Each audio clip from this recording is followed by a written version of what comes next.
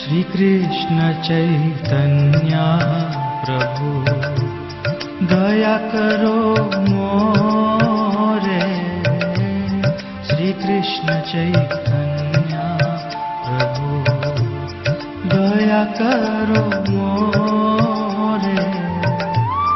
तुम बिना के दयालु जगत संसारे। बिना के दयालु जगत संसारे। पतित पावन हेतु तब अवतार। पतित पावन हेतु तब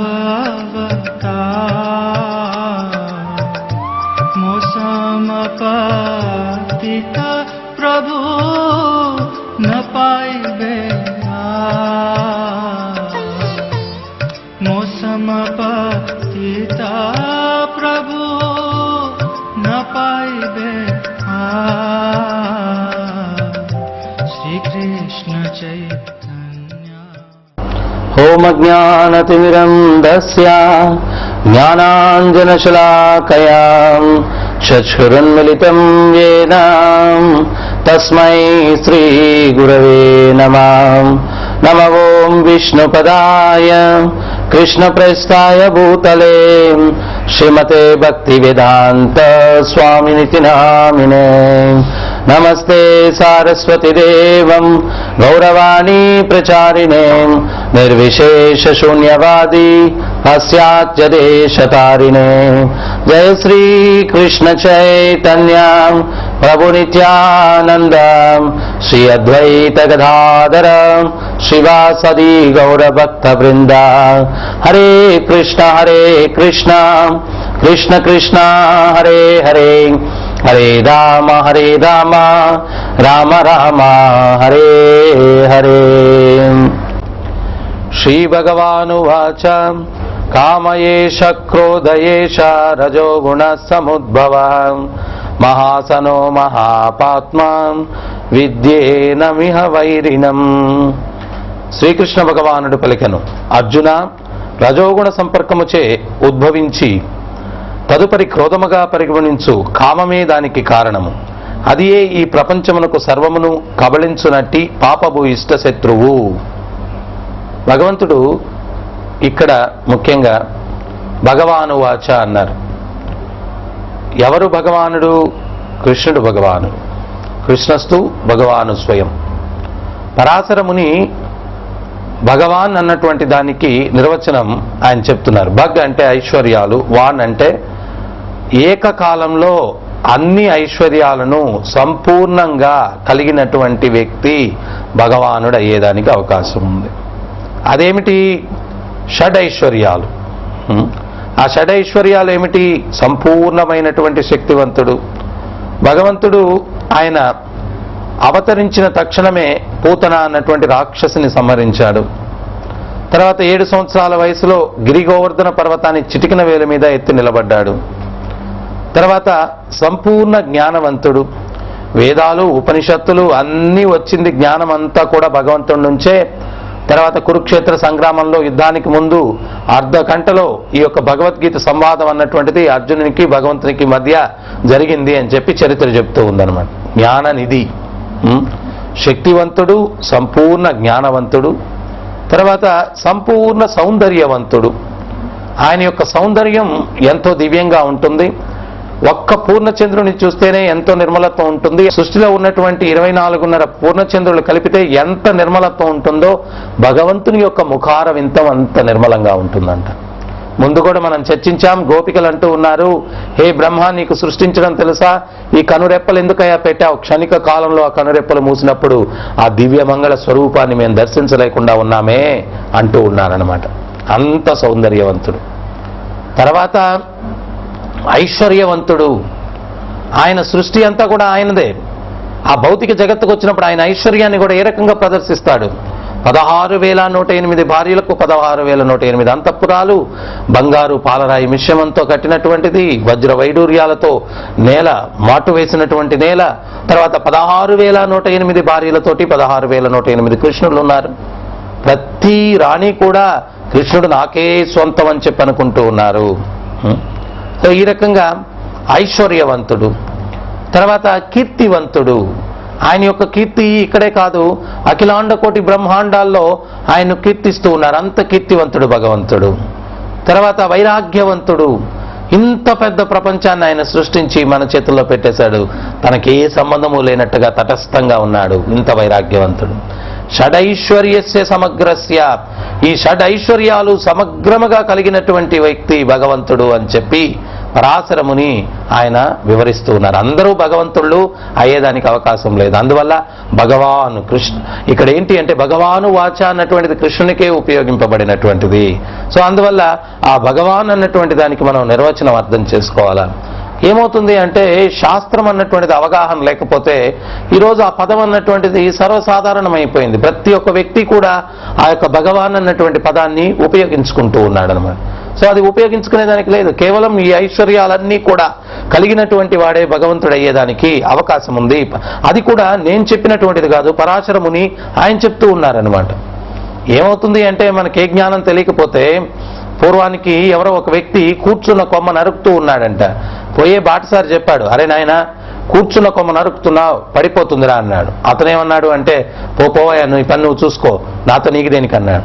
కొంత సమయానికి ఆ కొమ్మ నరికేశాడు, కింద పడ్డాడు, నడ్డెదిరింది, లేచి దుమ్ము దులుపుకొని చెప్పిన వ్యక్తి వెనకాల పరిగెట్టుకుంటూ వెళ్ళి ఆయన పాదాలు పట్టుకున్నాడంట.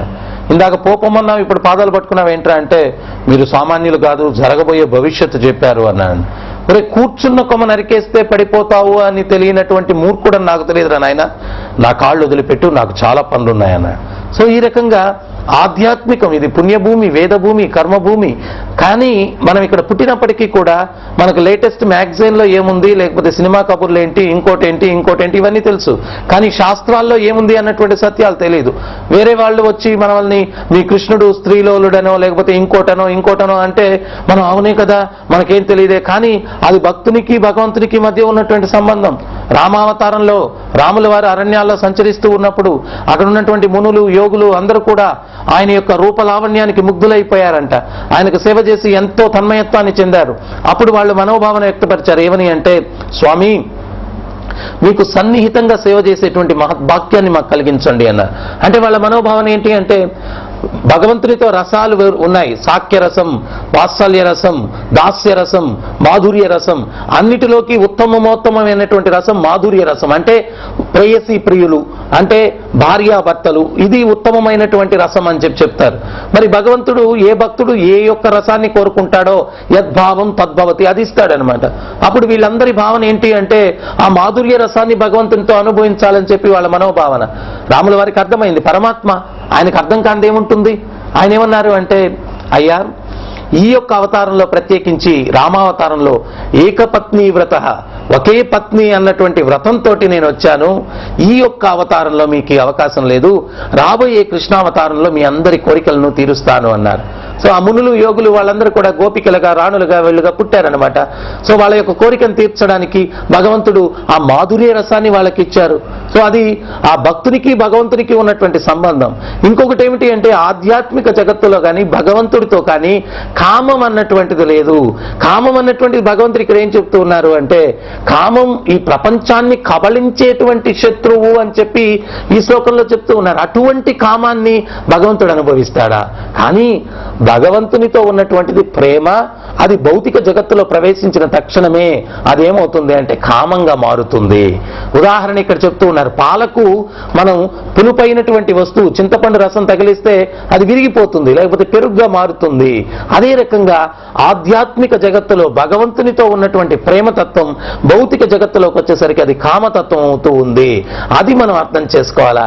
భగవంతునికి భక్తులకి మధ్య ఉన్నటువంటిది మనం ఈ యొక్క ప్రాపంచిక జగత్తులో జీవితంలో అనుభవించేటువంటి కామం కాదు. అది ఖచ్చితంగా భగవంతునికి భక్తులకి ఉన్నటువంటిది ప్రేమతత్వం. అక్కడ ఇక కామం అన్నటువంటిది లేదు. ఉదాహరణకి మనం గుర్తించవచ్చు అనమాట. భగవంతుడు నెమిలి పింఛం ఆయన తల మీద పెట్టుకుని ఉన్నారనమాట. అందరికీ ఆశ్చర్యం కలుగుతుంది. అది ఒక ఈక, జంతువు యొక్క ఈక, అది ఒక పక్షి యొక్క ఈక, వెంట్రుకను వ్యర్థంగా భావిస్తారనమాట. అటువంటిది ఆ నెమలి పింఛాన్ని భగవంతుడు శిరస్సు మీద అలంకృతం చేసుకున్నారంటే కారణం ఏమిటి అంటే, శాస్త్రాలు ఆచార్యులు ఏం చెప్తూ ఉన్నారు అంటే, సృష్టిలో సంపర్కం చేయనటువంటి జంతువు ఏమిటి అంటే నెమలి అన్నమాట. అది సంపర్కం చేయదు. అది స్త్రీ అయినా పురుషుడైనా ఆడదైనా మగదైనా కానీ సంపర్కం జరగదనమాట. అందువల్ల అటువంటి దాన్ని పవిత్రంగా భావించి దాని యొక్క ఈకను భగవంతుడు తల మీద పెట్టుకుని ఉన్నాడంటే, పవిత్రతకు నేను ఉత్తమోత్తమైనటువంటి స్థానాన్ని నేను ఇస్తాను అనేటువంటి భగవంతుడు, అంత సందేశాన్ని ఇచ్చేటువంటి భగవంతుడు, ప్రాపంచిక దృష్టితో మనం చూసి ఆయనకు భక్తుల మధ్య జరిగినటువంటి లీలలను మనం కామతత్వంగా అర్థం చేసుకుంటే అది చాలా అపరాధం అవుతుంది. సో అందువల్ల భగవంతునికి భక్తునికి మధ్య జరిగినటువంటి లీలలన్నీ కూడా అది ప్రేమతత్వం. వాళ్ళందరి కోరికను సంతృప్తిపరచడం కోసం భగవంతుడు కృష్ణావతారంలో వాళ్ళకి ఆ యొక్క అవకాశాన్ని కల్పించాడనమాట. సో అందువల్ల మనం ఏంటి అంటే, ఇవన్నీ కూడా శాస్త్రపరంగా తెలుసుకున్నప్పుడు ఎవరైనా ఏదైనా మాట్లాడితే మనం చెప్పేదానికి అవకాశం ఉంటుంది. కానీ మనకు శాస్త్ర అవగాహన లేని దానివల్ల వేరే వాళ్ళందరూ కూడా ఇవన్నీ తప్పులు పడితే మనం అనుకుంటాం, అవును మీకు ఇంతమంది దేవుళ్ళు ఎందుకున్నారు, నాకు కూడా అర్థం కాదు, నాకు సమాధానం లేదు. నేను క్రిందటి ఉపన్యాసంలో చెప్పాను, దేవీ దేవతలు వాళ్ళందరూ కూడా ఉపదేవతలు, వాళ్ళందరూ కూడా మంత్రి మండలిలో ఏ రకంగా ఒక్కొక్క డిపార్ట్మెంట్ హెడ్స్ ఉంటారో ఆ రకంగా ఉంటారు. అదే సమయంలో ఈ యొక్క భగవంతుని ఈ రాసనృత్యం ఇదన్నీ కూడా భక్తులు వాళ్ళు కోరుకున్నారు. అటువంటి కోరికను సంతృప్తిపరచడం కోసం వాళ్ళకు భగవంతుడు ఆ భక్తులకు అవకాశం ఇచ్చాడు. ఇవన్నీ కూడా శాస్త్రాల్లో ఉన్నాయి, చరిత్రలో ఉన్నాయి. అందువల్ల మనం ఏంటి అంటే, ప్రతి ఒక్క భరత భూమిలో పుట్టినటువంటి ప్రతి ఒక్క హైందవుడు సనాతన ధర్మాన్ని అనుసరించేటువంటి వాడు ఈ యొక్క శాస్త్రాన్ని అధ్యయనం చేసి దాని ద్వారా తెలుసుకుని, మనం ఇతరులు ఏదన్నా మనల్ని నిందించడానికి ప్రయత్నించినప్పుడు మనం ఆ జ్ఞానం అన్నది మనతో ఉన్నప్పుడు వాళ్ళకి చెప్పడానికి మనం అవకాశం ఉంటుంది, తప్పు పడితే వాళ్ళకి సరైనటువంటి అవగాహన కల్పించడానికి. కానీ మనం ఏంటి అంటే, ఎంతమంది భగవద్గీతలు అధ్యయనం చేశారు, ఎంతమంది రామాయణాన్ని అధ్యయనం చేశారు, ఎంతమంది మహాభారతాన్ని అధ్యయనం చేశారు. వీటన్నిటి ద్వారా మనలో ఏమిటి అంటే జ్ఞాన దీపం అన్నది వెలుగుతుంది, అజ్ఞానం అన్నటువంటి తొలగిపోతుంది. ఆ జ్ఞానం ద్వారా, ఆ జ్ఞానం అన్నటువంటి దీపంలో తోటి ఇంకొక అజ్ఞానిని మనం ఆ దీపంతో వెలుగుని నింపచ్చు, ఒక దీపంతో ఇంకో దీపాన్ని వెలిగించవచ్చు. అదే రకంగా మనం ఎప్పుడైతే జ్ఞానంతో ప్రకాశిస్తామో ఈ ఇంకొక వ్యక్తిని కూడా ఆ దివ్య జ్ఞానాన్ని అతనికి ప్రోధించి అతనిలో కూడా వికాసాన్ని తీసుకొచ్చేదానికి అవకాశం ఉందన్నమాట. కానీ మనం ఈరోజు ఈ యొక్క ప్రేమతత్వానికి సంబంధించినటువంటి జ్ఞానాన్ని మనం విస్మరించి మనం ఈరోజు అధ్యయనం చేసేదంతా కూడా కామతత్వం, అంటే మనలో కామ కోరికలను పెంపొందించేటువంటి నావల్స్, మ్యాగజైన్స్, సినిమాలు, ఎంటర్టైన్మెంట్స్ అన్నీ కూడా మనలో ఈ యొక్క కామాన్ని, క్రోధాన్ని పెంపొందించేటువంటివి. రాక్షసుడు అంటే ఏదో కోరలు కొమ్ములు ఉండాల్సిన అవసరం లేదండి. రాక్షసుడు అంటే భావనలు అన్నమాట. ఉదాహరణకి హిరణ్యకశిపు అన్నారు. హిరణ్య అంటే బంగారు, కశిపు అంటే మెత్తటి పాన్పులు. సో బంగారానికి మెత్తటి పాన్పులకు ఎవడైతే బానిస అయ్యాడో వాణ్ణి హిరణ్యకశిపు అన్నారు. మరి రావణ అంటే ఏంటి? ఇతరుల యొక్క రోదనను వినాలా అనుకునేటువంటి వాడు రావణ అంట. ఎప్పుడు ఇతరులు ఏడుస్తూ ఉంటే వీడికి ఆనందం, అటువంటి వాడిని రావణ అన్నారు. మరి ఇప్పుడు మనం చూసేటువంటి కాలక్షేపాలన్నీ కూడా ఈ ఆధ్యాత్మిక జ్ఞానాన్ని పక్కన పెట్టి ఏదో ఎంటర్టైన్మెంట్ అని చెప్పి, కాలక్షేపం అని చెప్పి మనం మనలో ఆ కాలక్షేపాలు, కామానికి సంబంధించిన కాలక్షేపాలు, వీటన్నిటినీ చేయడం వల్ల ఏమవుతుంది అంటే మనిషిలో రాక్షస భావనలు పెరిగిపోతూ ఉన్నాయి. భగవంతుడు ఈ శ్లోకంలో ఏం చెప్తున్నారు? కామం అన్నటువంటిది ఈ యొక్క ప్రపంచాన్ని పాపభూయిష్టం కబళించేటువంటి, ప్రపంచమునకు సర్వమును కబళించేటువంటి పాపభూయిష్టమైనటువంటి శత్రువు కామం అంటూ ఉన్నారు. ఈ రోజుల్లో మనం చేసేటువంటి ఎంటర్టైన్మెంట్స్ అయితేనేమి, కాలక్షేపాలు అయితేనేమి, ఈ యొక్క ఇవన్నీ కూడా మనలో ఈ యొక్క ప్రపంచాన్ని కబళించేటువంటి శత్రువు కామాన్ని పెంపొందించేటువంటిది. సో అందువల్ల మనం ఏంటి అంటే రోజు రోజుకి కూడా సమాజం దుర్భరంగా తయారవుతూ ఉంది.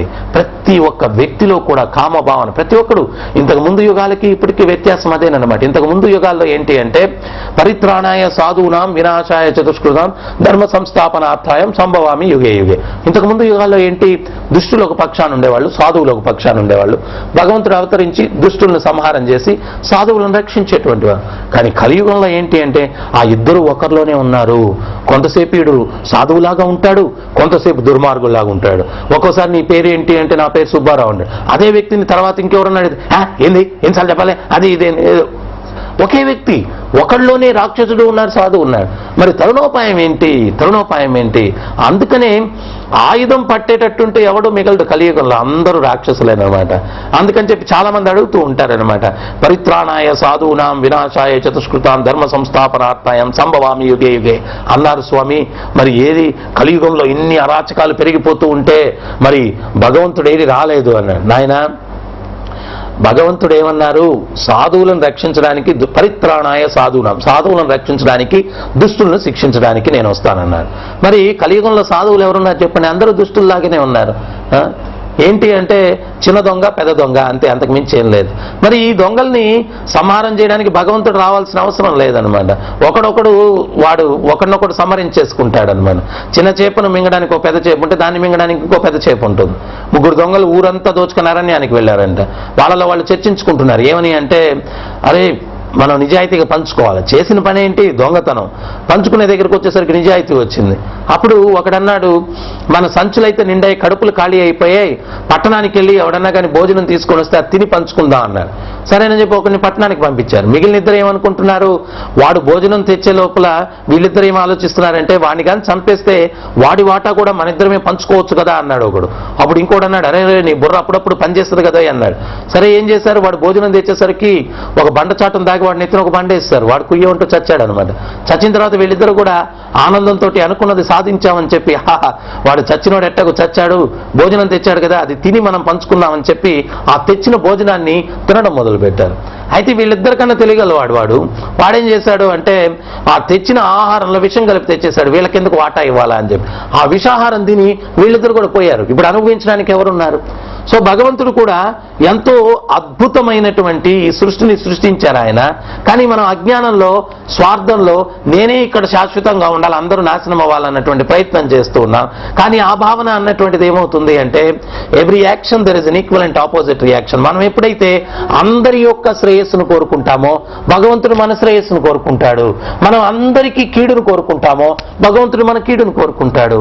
మనం అందరినీ చంపాలనుకుంటే భగవంతుడు మనల్ని చంపేస్తాడు.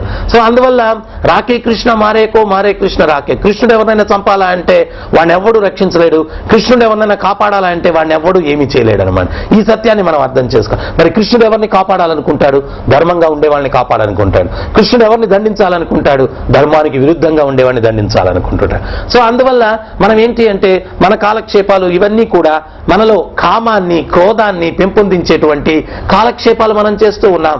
వాటి పర్యవసానం ఏమవుతుంది అంటే, మనలో కామం ఉత్పన్నమవుతుంది. దానివల్ల ఏమవుతుంది అంటే లోక వినాశనం జరుగుతుంది. అందుకని ఈ శ్లోకంలో భగవంతుడు ఏం చెప్తూ ఉన్నారు అంటే, ప్రపంచమునకు సర్వమును కబళించునట్టి పాపభూయిష్ట శత్రువు కామం అని చెప్పి చెప్తూ ఉన్నారు. మనం ఆ కామం నుంచి మనల్ని మనం విముక్తుల్ని చేసుకునే దానికి మనం ప్రయత్నం చేయాలన్నమాట.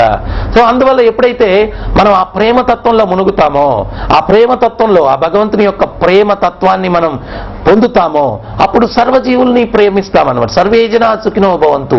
నాకు ఈ భూమి మీద నివసించడానికి ఎంతైతే అర్హత ఉందో ప్రతి ఒక్కరికి అదే అర్హత ఉంది అన్నటువంటి భావనతో జీవిస్తామన్నమాట.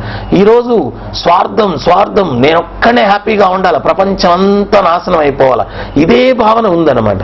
కానీ మనం రామాయణంలో చూసినట్లయితే ఒకసారి సీత తల్లి దగ్గరికి హనుమంతుల వారు వస్తారు రావణుని సంహారం చేసిన తర్వాత. అప్పుడు రాముల వారు హనుమంతుడిని పంపించి సీతను తీసుకురమ్మంటారు. అప్పుడు హనుమంతుల వారు వెళ్ళి, తల్లి మనం వెళ్దామా, రావణుడి సంహారం జరిగిపోయింది అని చెప్పిన తర్వాత అప్పుడు అక్కడ రాక్షసీ జనులు ఉంటారు, సీతను వేధించిన వాళ్ళని చూసి హనుమంతుల వారు ఏమంటారు అంటే, అమ్మ నువ్వు ఆదేశించినట్టయితే వీళ్ళందరినీ త్రుటిలో చంపేస్తానంటారు. అప్పుడు సీతమ్మ తల్లి చెప్తుంది, నాయన వాళ్ళ దోషం ఏముంది, యథా రాజా తథా ప్రజ. ఆ యొక్క నాయకుడి వల్ల వాళ్ళు అట్లా ప్రవర్తించారు, అయినా వాళ్ళ దోషం ఏముంది. అయినా ఏమిటి అంటే క్షమాగుణం అన్నటువంటిది మనం పెంపొందించుకోవాలి నాయన అంటుంది. క్షమాగుణం అంటే క్షమించడం అన్నటువంటిది ఉత్తమమైనటువంటి ప్రతీకారం అని చెప్తుంది. ఫర్గివ్నెస్ ఈజ్ నోబుల్ రివెంజ్ అన్నారు. అప్పుడు ఆమె కథ చెప్తుంది అనమాట. ఏంటది అంటే, ఒకసారి అరణ్యంలో ఒక పులిని తరుముతూ ఒక వేటగాడు వెళ్తూ ఉంటాడు. వాడు తరమడంలో ఏంటి అంటే తట్టుకొని పడిపోయి వాడి చేతిలో ఉన్నటువంటి ఆయుధాన్ని కోల్పోతాడు. అప్పుడు పులి తిరగబడుతుంది, వాడిని తరుగుతుంది అనమాట.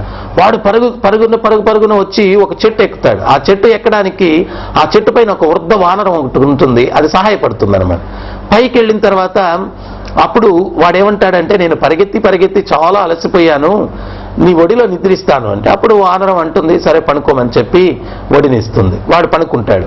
అప్పుడు ఈ పులేమంటుంది అంటే వానరంతో, ఏ వానరమా, ఈ వేటగాడు నీకు శత్రువు నాకు శత్రువు, వాడిని కిందకు తోసేసినట్లయితే నేను వాడిని భుజించి నేను వెళ్ళిపోతాను అంటుంది.